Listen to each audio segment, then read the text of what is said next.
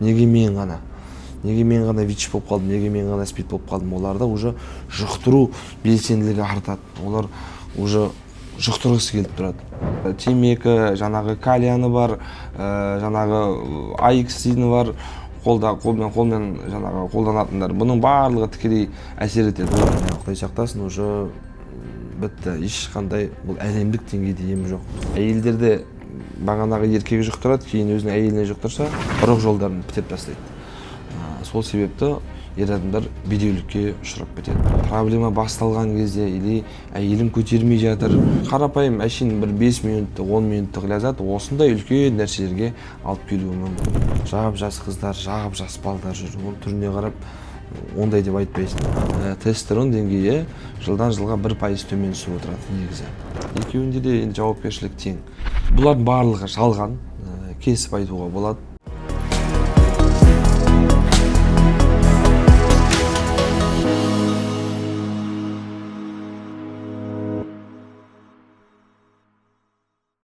Армысыз құрметті көрермен, Ұждан арнасының жаңа шығарылымында біз бүгін ерлердің денсаулығы, ұрпақ саулығы туралы әңгімелесетін боламыз.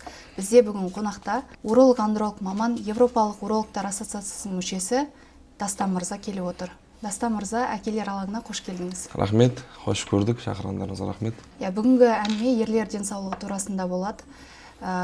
Жалпы денсау ер азаматтың өмір салты қандай болу керек? Оның ұстанатын өмір салты болашақ ұрпағының саулығына қалай әсер етеді? Сол жайында айтып берсеңіз. Ерлер денсаулығы енді қазір үлкен бұл қоғамдағы үлкен тақырып болып тұр. Ерлер денсаулығы дегенде бірінші очередь ер адамдардың иммунитетін ескерсек болады. Одан кейін енді біз өзіміз уролог болғаннан кейін бұл жерде ер адамдардың ұрпақ сүйгіш мәселесі, соған бір тоқталсақ болады. Одан кейін мынау ол сөзде ұят жоқ, енді жыныстық қатынастың сапалы, сапасыз түрі, ерлердің мүше әлсіздігі деген біз эректильный дисфункция деп аталады. Сондай проблемаларына жеке-жеке тоқталсақ болады. Осы маңайда қарастырсақ, енді ерлер денсаулығы бізде қазір ер адамдар үйлену алдында дайындыққа көп келіп жатады. Қазір енді мен ерекше тоқталғым келеді, осы Астана, Алматы, біздің мегаполистерде негізі жақсы. Қазір үйленейін деп жатырмын, дайындалайын деп жатырмын деп алдын ала денсаулығын тексеруге келіп жатады. Ал басқа оңтүстік аймақтарға барсақ, ол жақта енді біз сияқты мамандарға, урологқа келу ер адамдар үшін бір намыс. Сондықтан да олар көбінесе келгісі келмейді, проблеманы өзінен іздегісі келмейді. Сол тараптан енді оңтүстік аймақтарда шамалы әттеген-ай дейтін тұстар бар. Ерде адам денсаулығы енді бұл жерде біз медицина тарапынан қарайтын болсақ, гормондарға қатты қараймыз. Половой гормоны, жыныстық гормондар дейміз. Бұл жерде тестостерон деген негізгі гормон бар. Ер адамның денсаулығы қай жерінен болмасын, осы тестостеронға тікелей байланысты. Ол жыныстық жағынан болсын белсенділігі, ол өмірге деген құштарлығы. Тестостерон төмен болса, адамның ұйқысы қанбай, әлсіреп, шаршап, одан қалды жаңағы түнгі төсекте де өте әлсіз болып жатады. Сондықтан сол салдарынан біз зерттеп қараймыз. Иммунитет жалғыз тестостеронмен байланысты емес. Қазір мынау Астана қаласының тұрғындарында жалпы D витамині де аз. Ол жерде витаминде түрлері көп, B1, B6, B12 әртүрлі витаминдердің де түрлері бар. Соның барлығын егжей-тегжей қарап, ерлердің денсаулығын нақты айтуға болады. Ұрық сапасы, спермограмма деген анализ бар. Сол нәрсе. Ал мына зиянды әдеттер, сосын стресс, одан кейінгі қимыл қозғалыстың аздығы қалай әсер етеді? Тікелей әсер етеді. Осы стресс болсын, салауатты өмір салтының жоқтығы, бұның барлығы тестостеронды түсіреді, жаңа айтқан. Ал осымен айналысып жүрген, қалыпты сақтап жүрген адамда тестостерон нормально болады. Яғни бізде енді өзінің арнайы интервалы болады, 2,8 мен 8-дің арасында анализ тапсырған кезде қараймыз. Енді сау адамда 25-30 жасар жігітте негізі тестостерон деңгейі 6, 7, 8 деген сияқты интервалды құрау керек. Кейде бір жігіттер келеді, жап-жас жігіттер интервалдың ортасында тұрғанға қуанады.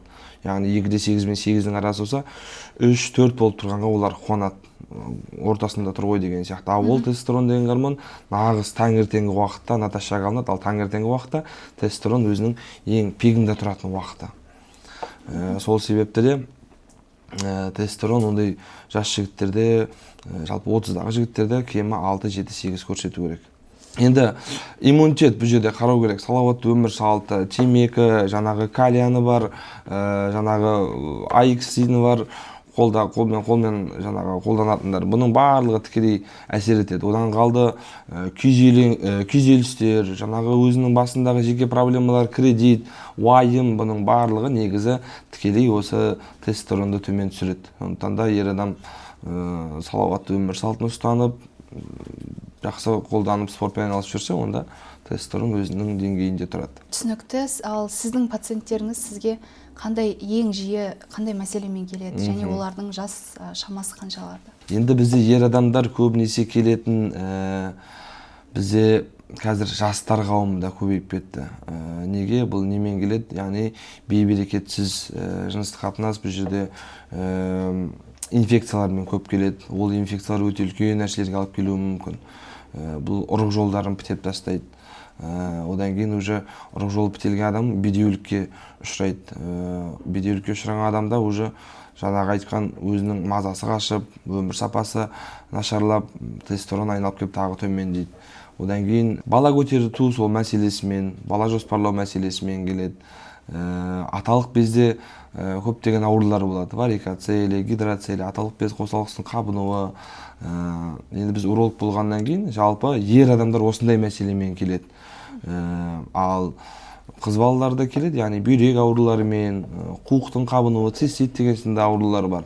Жалпы бұл енді формат әкелер алаңы болғаннан кейін ер адамдар көбінесе өзіндегі әлсіздікпен, жаңағы бейберекетсіз қатынастардың әсерінен болатын инфекциялармен, сол мәселелермен келеді көбінесе. Және де әлсіреу, шаршап жүрген жігіттер келеді. Уже 30-40-тың маңындағы кісілер уже бұрынғыдай қатты қуатты емеспін, сол қуаттылығымды қайтарғым келеді деген мәселемен келеді. Ал 20 мен 30 жас аралығында жігіттер уже мен үйленейін деп жатыр едім, соған дайындалайын деген мәселемен көп келіп жатады негізі.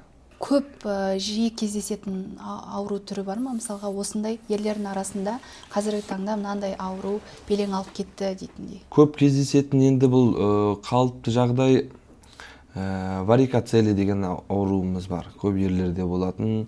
Сосы бір 18-19 жаста көбінесе армияға алып жатқан кезде көбісін тексеріп жатады. Бұл енді варикоцелия көк тамырлардың кеңеюі, венозное расширение вены дейді. Бұл жұмыртқада жаңағы ұрық сапасын нашарлатады.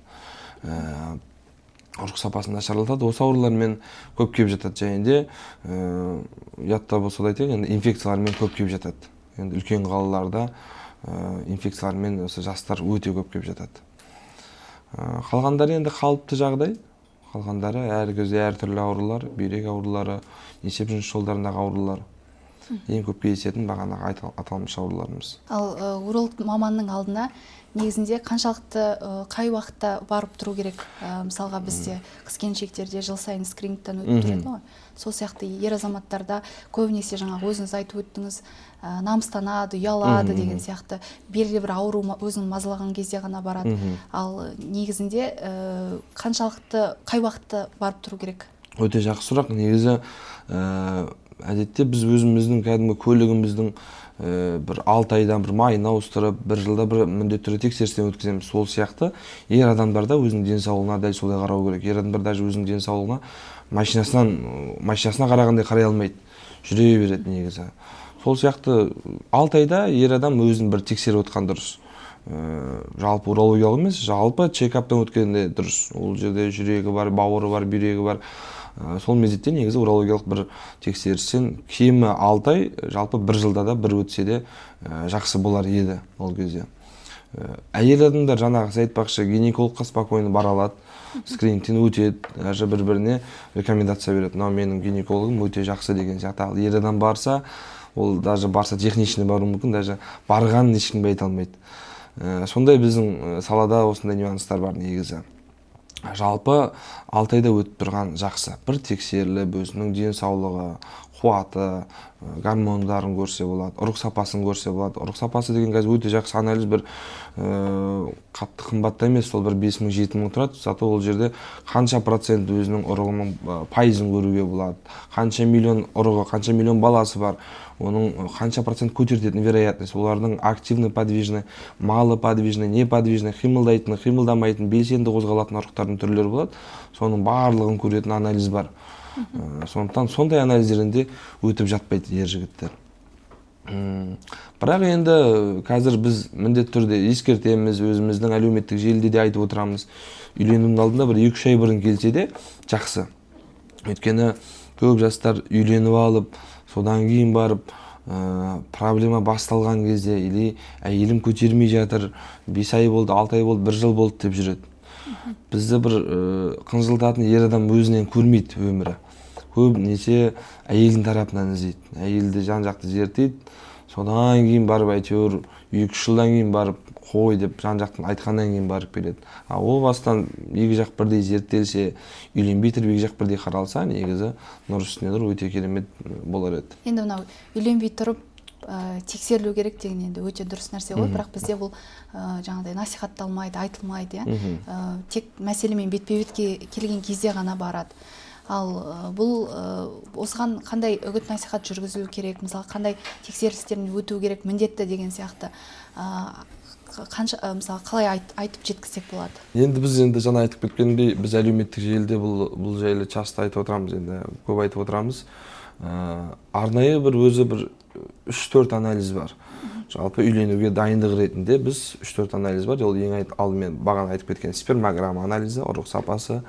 Одан кейін ПЦР на ИПП дейміз, жыныстық жолмен жұғатын инфекцияларға анализ тапсыртамыз. Және де УЗИ орган мошонки дейміз, яғни жұмыртқаны УЗИға бір түсіреді.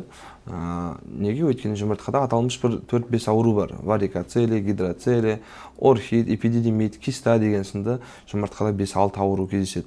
Соған УЗИ жасатамыз. Қандай да бір жұмыртқадан шыққан ауру бұл тікелей ұрыққа әсер етеді. Өйткені ұрықтар жұмыртқада өндіріледі. Сол себепті жұмыртқада қандай да бір ауру шықса, бұл тікелей ер адам денсаулығына әсер етуі мүмкін. Сол үшін УЗИ орган мошонки үшінші, және төртінші жыныстық гормондар. Ол жерде ЛГ, ФСГ, пролактин, эстрадиол және тестостерон деген 5 гормон бар. Осы гормондарды өтіп барлығын көрсек, онда ешқандай проблема болмас еді. Осы аталмыш 4 анализді үйленуге алдында 2-3 ай бұрын келсе, қайсысынан проблема шықса да, барлығын 2-3 айдың ішінде бітіруге болады. Ер адам уже стерильный болып, тап-таза болып үйленсе болады, например. Өйткені неге? Бұл жерде ұрық сапасы нашарлау шықса, енді ұрық сапасын көтеруге болады. Арнайы дәрілер бар. Спермограмманы жақсартатын, күшейтетін дәрілер бар. Енді оны берместен бұрын біз бұл не үшін төмен түсіп кетті? Соның себебін анықтаймыз, себеп салдарын анықтаймыз. Ол үшін жаңағы УЗИді көреміз. УЗИда уже ұрық сапасы төмен болса, қазір УЗИда бір нәрсе шығып қалады деген бізде де ой болып тұрады уже. Аталмыш бағанағы айтқан аурулар шықса, онда уже бұл варикоцеле болса операция жасаймыз. Қиын емес, бір сағаттық ота. Содан кейін жаңағы дәрілерді береміз. Одан кейін өзіндік жақсы бір деңгейге шығады ұрық сапасы. Сол сияқты. Бұның барлығы бір айдың ішінде даже бітіруге болады. Анализ тапсырады. Қандай да бір показания болса, отаға аламыз. Отадан кейін арнайы дәрілер береміз деген сияқты. Енді бұл ота ең үлкені ғой. Ал отаға дейін просто дәрімен-ақ көтеруге де болады.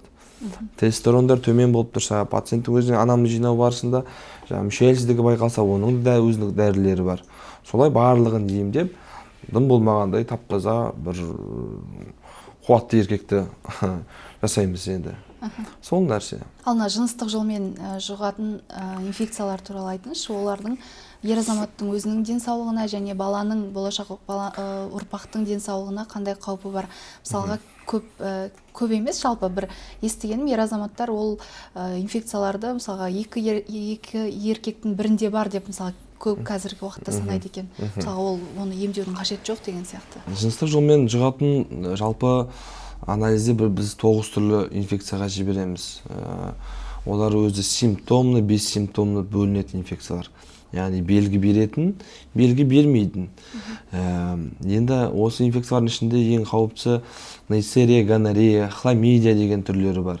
Бұлар ең қауіпті түріне жатады. Бұлар симптом, яғни белгі береді. Кішілерге шыққан кезде ауырсыну, шашырап шығу, ашу, қышу және де іріңді бөліністер бөлінеді бұл инфекциялардан. Бұны енді дені сау адам сразу көріп, өзіне де боль болады, одан кейін жаңағы іш киімінде де арнайы белгілер болғаннан кейін сразу урологқа келеді негізі. Бұл ауыр инфекцияның жақсы жері сол. Пациент что-то не то деп бірден ертесіне урологқа қаралады.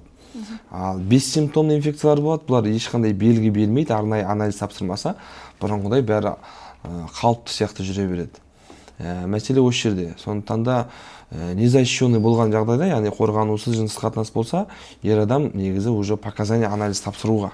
Сондықтан да осы 9 түрлі инфекция өзінің степень тяжестіне байланысты жеңіл, орташа, ауыр болып бөлінеді. Соған байланысты біз емдеп жатамыз. Енді жаңағы сіз айтқан 1-2 инфекциялар болады. Уреоплазма, гонорея деген сияқты жеңіл инфекциялар болады. Бұндай инфекцияларды пациентте жалып болмаса, екі жақта да барлығы нормаль болса, онда емдемей қоюға да болады. Ал өзі арнайы міндетті түрде емделу керек инфекциялар болады. Өйткені хламидия, гонорея не үшін бұлар қауіпті инфекциялар? Гонорея инфекциясында іріңді бөліністер қатты болады. Пациент емделмей жүре берген пациенттер болады бізде, өздігінен кетеді деп. Ол уже ірің белгі беріп емдел деп белгі береді. Емделмеген пациенттер бағанағы іріңдердің барлығы уретраның бойында тұрса, кейіннен уже жұмыртқаға түседі. Кейін жұмыртқасы іріңдеп кетеді. Ондай жағдайда біз уже отаға аламыз. Ашып, ішінен іріңдерді шығарып, даже кей жағдайда бір жұмыртқадан айырылып қалатын жігіттер де болады. Уже біз операция барысында біз алып тастаймыз. Бұл бір гонореяның осложнениесі, яғни алып келетін жағдайы. Одан бөлек структура уретры деген бар, яғни кіші дәретке шығатын кезде зәр каналы қысылып қалады, бітеліп қалады. Яғни острая задержка мочи, пациент келеді, бірақ кіші дәрет келіп тұр, бірақ шыға алмайды, өйткені бағанағы инфекциялар жолды жауып тастаған. Бұл жерде уже үлкен ота кетеді. Пластика уретр, структура уретр кезде пластика жасалынады. Бұл енді ота өте ауыр оталардың біріне жатады. Неге? Өйткені екі этапты түрде өтеді. Жаңағы бітеліп қалған жерді біз адамның өзінің аузындағы терісі ғана ол жерге сәйкес келеді. Сол жерден тері алып, арнайы уретраға жалғап, сол жерден жаңадан уретр создавать етеміз. Сондықтан да бір гонореяның өзі осындай үлкен оталарға алып келуі мүмкін. Ал екінші қауіпті хламидия деген инфекция, бұл ең жаман инфекциялар біріне жатады. Неге? Өйткені бүкіл инфекция 100% емделсе, хламидияда бір 90-95% емделіп, 5% титр қалып қоятын белгілері бар. Бұл емделгенмен кейін қайттан шығу вероятность бар. Яғни 6 айда 1 жылда пациент иммунитет төмен түссе, хламидия қайттан шығуы мүмкін. Ал енді хламидия неге алып келеді? Хламидия инфекциясы көбінесе әйелдерде бағанағы еркегі жұқтырады, кейін өзінің әйеліне жұқтырса, әйелі жүкті болып көтерген жағдайда бірінші триместрде хламидия инфекциясынан әйелде көбінесе выкидыш, замерші болып қалып жатады, бала өздігінен түсіп қалып жатады.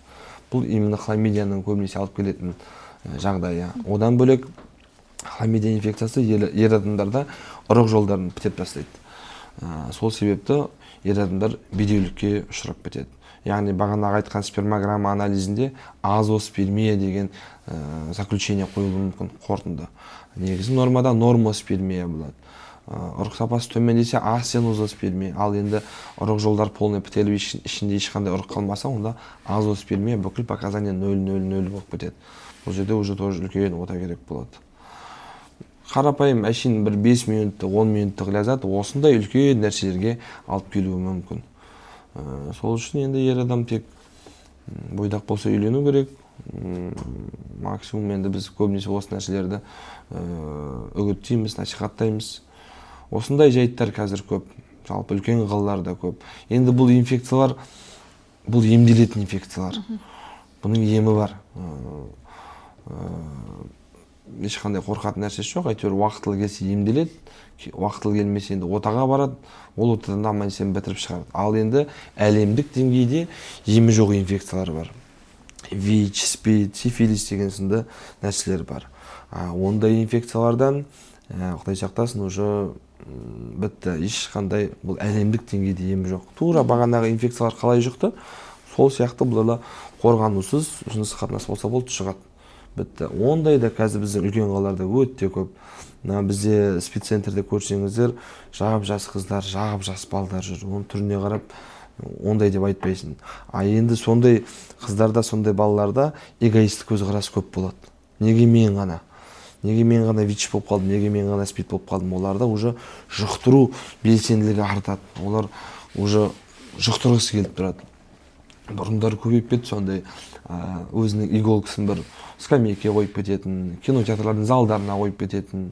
Енді қазір бұлар жаңағындай арнайы түнгі клубтарға басқаға барып максималды сол жұқтырғысы келіп тұрады.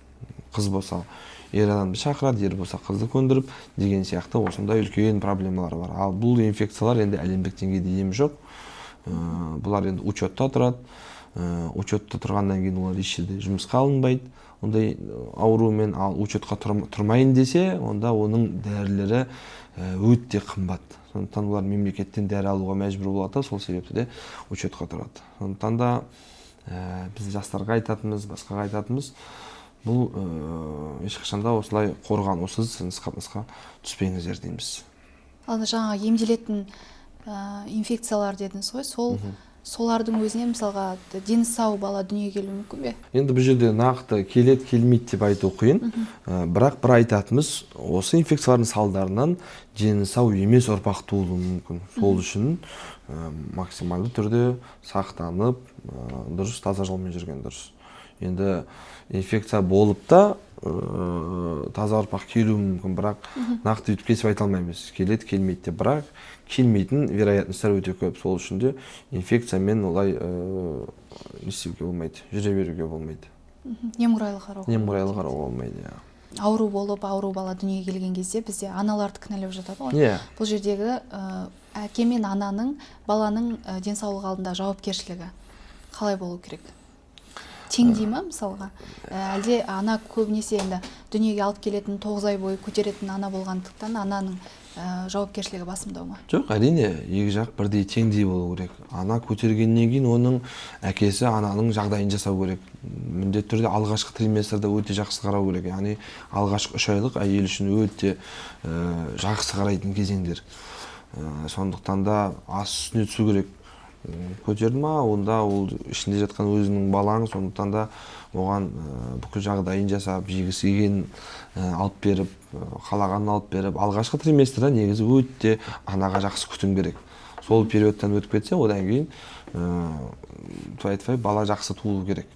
Ал көбінесе осы бірінші триместрде аналарымыз ауырып қалып жатса, бір грипп ауырып етіп, тұмауратып ауырып қалып жатса, негізі балада көбінесе бір ақаулар пайда болып жатады.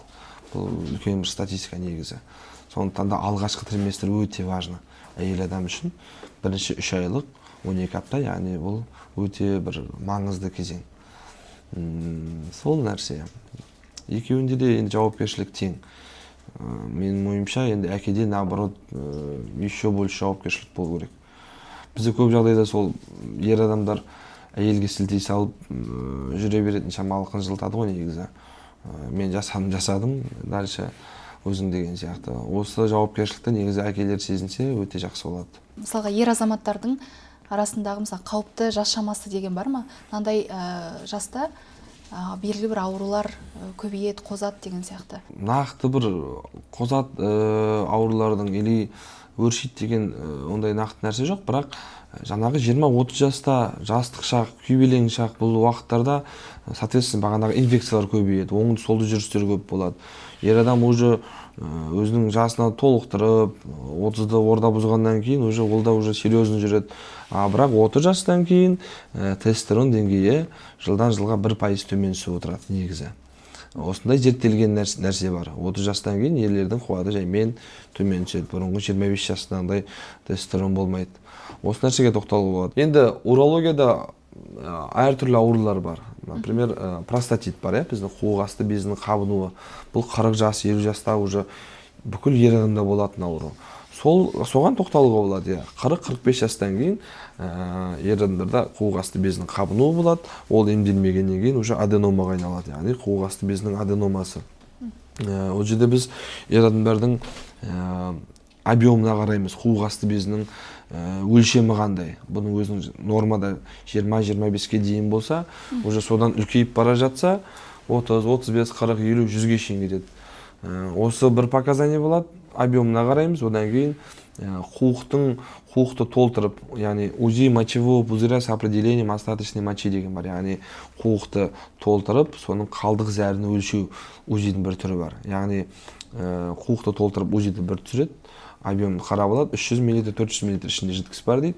Кіші дәретке шығып келуін сұраймыз, кіші дәретке шығып келеді, қайттан өлшейміз. Остаточный моча қалмау керек, қалдық зәр ер адамдарда 0 болу керек. Егер енді туалетке шығып келгеннен кейін қалдық зәр қалып тұрса, объем үлкен болса, уже біз соған байланысты қуық асты безінің қай степенде, қай дәрежеде қабынып тұрғанын көре аламыз. Уже үлкен объем болып, үлкен остаточный моча қалып жатса, ол кісіге де уже отаға көрсеткіш болады.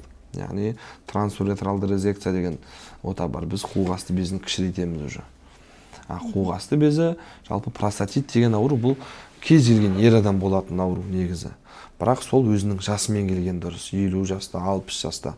Қазір простатит 2 есе жасарып кеткен. Бұрын 40-45-тегі ағаларымыз болады деп ойлайтын болсақ, қазір 20-25 жасар балалардың өзінде простатит бар.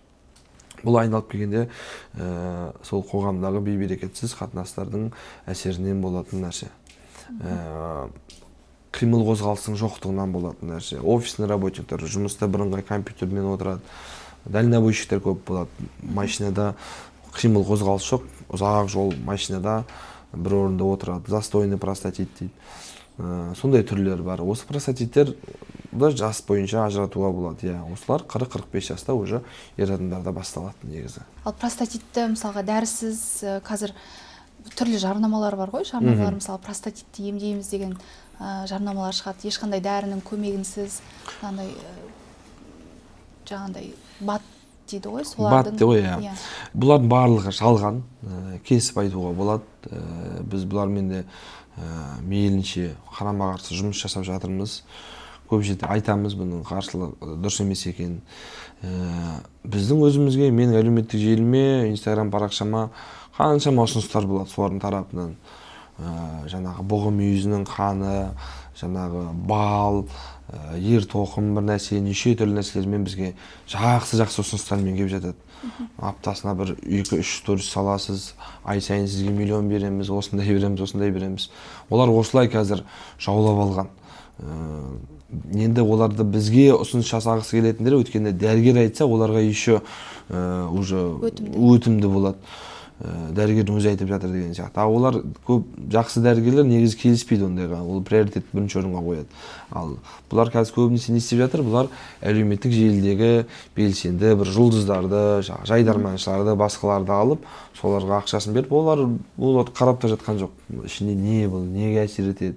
Бұлар ақшасын беріп, бұлар жарнамасын жасап береді, болды. Солайынан солар қолданып, солар әлеуметтік желіге салып жатқаннан кейін қара халық солардан көріп қызығып алып жатыр. Енді бұл өте дұрыс емес нәрсе. Бұл енді балдың құрамына көбінесе бұлар дәріні қосады. Виагра деген енді дәрі бар. Бұл ерлердің мүшесіне өте қатты әсер ететін, жаңағы қоздыратын дәрі. Сол балға бұл дәріні негізі көбінесе ұнтақтап қосады да араластырады. Енді ол бал кез келген дәрінің күшін жоя алады балдың дәмімен. Сол балды қолданған адам жаңағы процесті сезінеді да, содан кейін балдан кейін шынымен күшті болдым деген нәрсеге келеді. Ол дәрінің побочный эффектін, ол дәрінің осложнениесін ешкім ойлап жатқан жоқ. Бұларға сатса болды. Түрлі жағдайлар болып жатыр. Сондай дәріні ішеді. Ол дәрі противопоказан, ол жүрекпен проблемасы бар адамдарға. Ол дәрі жаңағы дәрі ішкеннен кейін адамда жүрек жиілігі қатты соғып кетеді. Тахикардия деген бар, жүрек жиілігі қатты соғылады. Бұл дәрі адам пациентте өзінде бұрыннан сол проблемасы бар болса, өзі тахикардиясы бар адам жаңағы дәріні ішеді, одан кейін жүректе еще больше, даже жүрек жарылып кететін жағдайда болуы мүмкін. Осындай нәрселер көп. Давлениеге де қатты әсер етеді. Давлениесі бар адам ішуі де мүмкін. Оны ойлап жатқан жоқ. Олар сұрамайды да. Қандай дәрі? Осындай бірден береді, солайдан кетеді. Негізі түрлі оқиғалар болып жатыр. Қалалық больницаларда, қалалық ауруханаларда көрсеңіз, осындай проблемалармен уже келіп жатқандар өте көп. Айналып келіп, олар жауапкершіліктен өздері қаша салады, біз бат бердік дей салады. Негізі бұл үлкен тема. Бұны бір денсаулық сақтау министрлігінің тарапымен қарайтын, кәдімгі лупамен қарайтын тірлік, бұларды шет-шетінен барып, негізі көп жұмыс жасауға болады бұл кісілермен. Біз енді түбегейлі қарсымыз, біздің жауабымыз осы. Біз енді сұхбатқа шақыратын кезде сізді енді әлеуметтік желі арқылы таптық.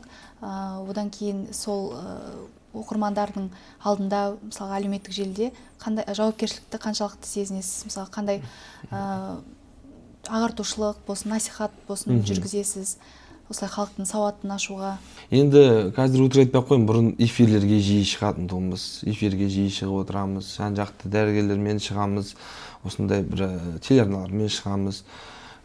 Қазір енді сөздің шыны керек бір ағартушылықпен деп айта алмаймын. Енді күнделікті өзіміздің лайв сторис дейді ғой, күнделікті сторисімізді енді біздегі ағартушылық сол пациенттерді салып отыру шығар.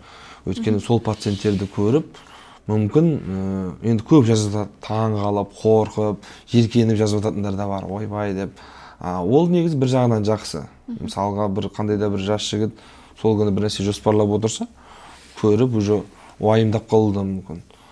Сол жағынан айта аламыз. Одан кейін енді біз өзімізде жаңағы фитнес залдарға барамыз, басқаға барамыз, соны міндетті түрде салып, көрсетіп, оның өзі бір бізді көретін жастарға насихат. Сол жағынан айта аламын. Енді бізде сұрақ жауап деген айдарлар болды. Кез келген сұрақтарға жауап беріп, сол жайлы барлығын айтып отырамыз.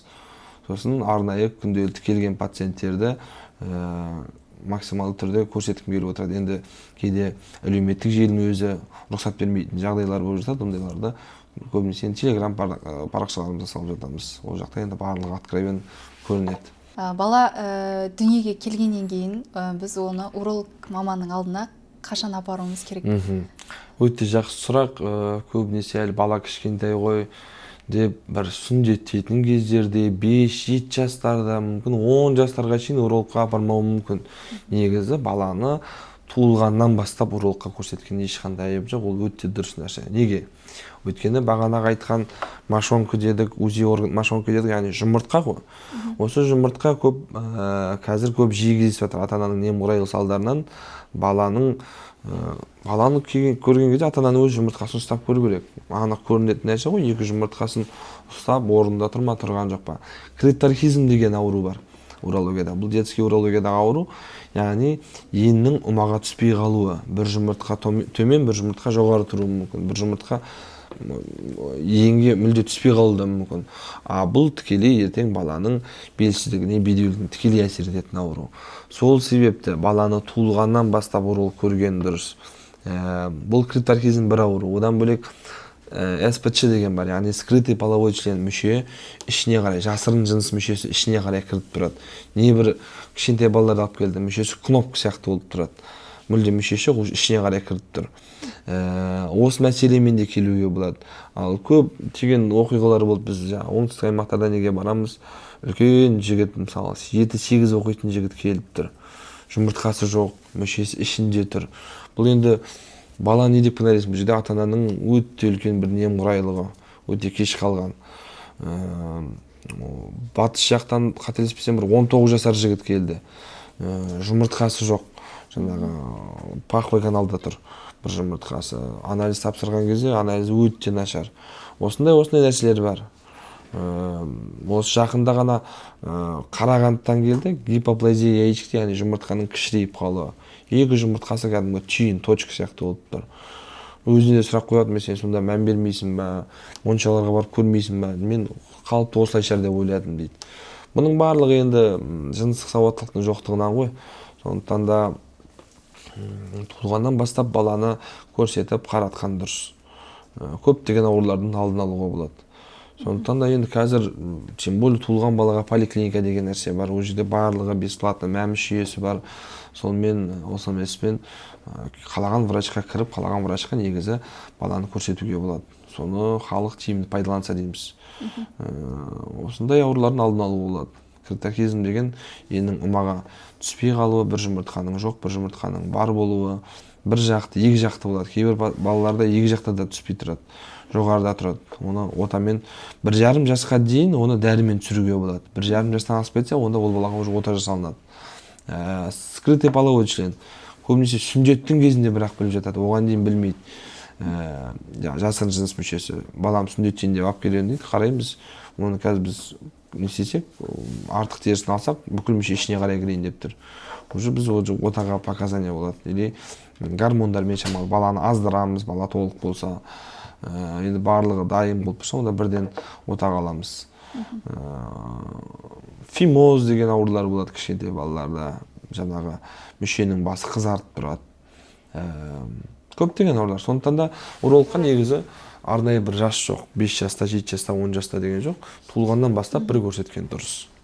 Дер кезінде, дер уақытында апарса емделетін аурулар. Емделетін аурулар, даже ешқандай отасыз дәрілік жолмен емдеуге болады. Ал жыныстық жетілу, жасөспірім шақта жыныстық жетілу болады ғой, сол кездегі күтім қалай болу керек, жасөспірімдердің күтімі? Жасөспірімдердің күтімі. Енді бұл жерде күтім жайында бір жыныстық сауаттылыққа тоқталған дұрыс шығар. Әкенің баламен оңаша сөйлесуі, әкенің балаға барлығын түсіндіруі. Енді ана айтуға қысылуы мүмкін, қымсынуы мүмкін. Анасы әкесіне айтып, әкесі бірге сөйлесіп, моншаға апарып сөйлессе де, соның барлығын түсіндірсе. Енді мектептерде де шамалы жыныстық сауаттылық жайлы сабақтар қазір бар ма екен, жоқ па екен? Бұрын болатын. Ол да жақсы көмектеседі. Одан бөлек негізі ата-ананың тарапынан балаға бір жыныстық сауаттылықты үйреткен дұрыс. Өйткені қысылуы мүмкін, орта дұрыс болмаса әртүрлі нәрселерді көруі мүмкін. Сондықтан да осы мәселе бойынша ата-ананың тарапынан сауаттылық болу керек. Ата-ананың өзінде бірінші жерде сауаттылық болу керек, сосын соны балаға үйреткен абзалырақ деп ойлаймын. Ер азаматтарға, мына жастарға өзіңіздің маман ретінде 5 кеңес айтып кетіңізші. 5 кеңес? Маңызды деген 5 кеңесіңіз. Әке болуға, Жоқ, әке болуға болсын, жалпы ер азаматтарға. Ер азаматтарға. Жас жігіттерге, жастарға өзіңіздің дәнеңгеріңізге. Енді үйленбеген жігіт болса, бағанағы тоқталған әр анализді негізі бір тексерілген дұрыс. Көп ер адам мен ауырған емеспін, мен өміріме дәрігерге барып көрген емеспін деп соны бір мақтаныш көріп жатады. Негізі ол жақсы нәрсе емес. Міндетті түрде дәрігерге барып, толыққанды тексерістен өткен дұрыс. Енді ең бірінші очередь жастарға салауатты өмір салтын насихаттар. Міндетті түрде спортпен шұғылданып, салауатты өмір салтын қолға алып жүрсе, ер адамда барлық жақсы болады. Одан кейін арнайы жаңағы анализдерді тексеріп, өзінің ұрық сапасын көріп, жалпы ол 1000 жерден салауатты өмір салтымен айналысып жүргенмен туа біткен аурулар, генетикалық аурулар болуы мүмкін. Сол себепті де дәрігерге бір көрінген дұрыс.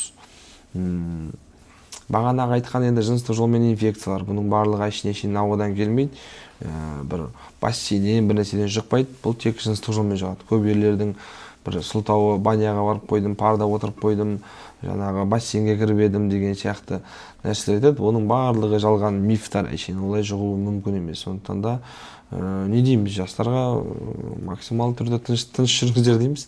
Тыныш жүрсеңіздер барлығы жақсы болады. Сондықтан да тыныш жүрмеген жағдайда онда уақытлы дер кезінде дәрігерге қаралыңыз дейміз. Бағана айтқан нәрселердің барлығынан сабақ алса дейміз. Біз енді мынау әкелер жобасы болғаннан кейін біздің міндетті түрде қандай маман иесі болмасын қоятын сұрағымыз бар. Сіз өзіңіздің әкеңіз туралы айтсаңыз, әкеңіздің қандай берген тәрбиесі, қандай ақыл кеңесін ұстанасыз? Өте жақсы. Енді әкелер, менің өзімнің әкем де дәрігер. Сол кісіге қарап, қызығып, армандап, әкем де шешем де дәрігер. Сол себепті солардың жолын қуып келе жатырмыз. Енді ол кісі нейрохирург маманы. Ол кісінің жұмысы бізден әлде қайда ауыр. Олар баспен жұмыс істейді, басты мимен жұмыс істейді, жұлын, омыртқа, үлкен операциялар. Сол кісінің енді біздер үшін кезінде түнгі уақыттарда дежурствоға кетеді, қаншама уақыт көрмеген кездеріміз болады. Біздің енді жаңағы облыс болғаннан кейін әртүрлі региондарға кетіп қалады санавиациямен. Солай жұмыс істеп жүрген көріп, кейіннен әкеміздің жан-жақта атын айтып, жаңағы науқастардан алғыс келіп жатқанын көріп, қызығып, біздің де ақылатты абзал жан болуға ынтамыз ашылды, желаниеміз ашылып, сол кісінің ақыл кеңесімен осылай дәрігерлік жол таңдадық. Ол кісі жайлы енді айтатын нәрсе өте көп.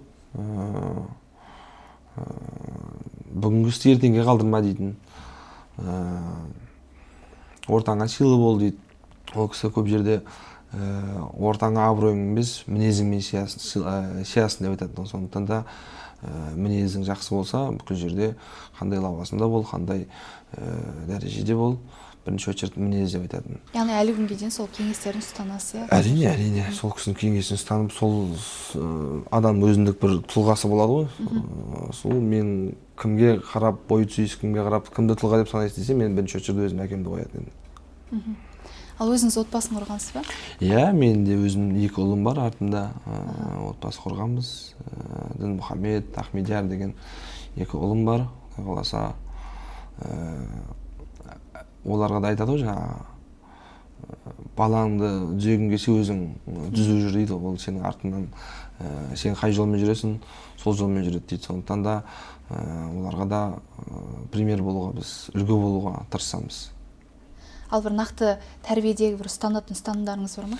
Енді тәрбиедегі ұстаным бір балам үлкен емес негізі. Қазір үлкен өзі 2,5-3 жаста. Қазір сол нәрсе мені өзімді де ойландырып жүр.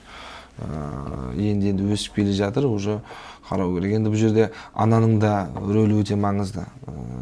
Әкелерің келе жатыр деп біздің кезінде анамыз сөйтіп тәрбиелейтін тұғын. Бір әкелерің келе жатыр дегенде біз бәріміз жүгіріп кетіп, бүкіл нәрсені жаңағыдай дайындап қойып, жинап қоятынбыз. Сол сияқты қазір менің де келіншегім солай әкелерің келе жатыр деп уже мен үйретеді. Үйде енді қазір кішкентай болғасын ерке барлығынан не істейді да, бірақ именно маған келген кезде уже жаңағы тоқтап қалады, уже білет. Сол нәрседе уже қалыптасып келе жатыр. Кімнен қорқу керек екенін білет деген сияқты. Енді өзімдегі ұстаным қазір бір 5 жасқа шейін баламды бір еркелетіп, әбден 5 жасқа шейін ханыңдай көр, 5 жастан кейін жаңағы құлыңдай көр, 10 жастан кейін енді досың құсап сырлас дейді ғой. Сол ұстанымды өзім ұстанғым келеді негізі. Бір 5 жасқа шейін еркелетіп, айтқан барлығын істеп, кейін 5 жастан кейін мен уже жаңағы ұрсатын жерімде ұрсып деген сияқты. Сол ұстанымды ұстанатын шығармын. Рахмет. Біздің осы сұхбатымызға уақытыңызды бөліп арнайы келгеніңіз үшін отбасыңыз аман, деніңіз сау болсын, елден алар алғысыңыз көбейе берсін. Рахмет, сіздерге де творчестволық табыс тілеймін. Өте керемет Ұждан KZ деген үлкен арна ашылған екен. Өте жақсы, әкелер алаңы, бұл жерде айтылатын нәрселер негізі өте көп. Біздің енді дәрігер болғасын, тек дәрігерлік көзқараспен қазіргі нәрселерді айттық. Енді кеше өзімде шамалы бір қарап шықтым. Жақсы, әдемі алаң. Сондықтан да творчестволық табыс тілеймін. Өсіңіздер, өніңіздер. Сіздерге де шақыртуларыңызға рахмет. Құрметті көрермен, сұхбатымыз өз мәресіне жетті. Егер шығарылым ұнаған болса, сұрақтарыңыз болса, пікір жазып, лайк басып, бөлісуді ұмытпаңыздар.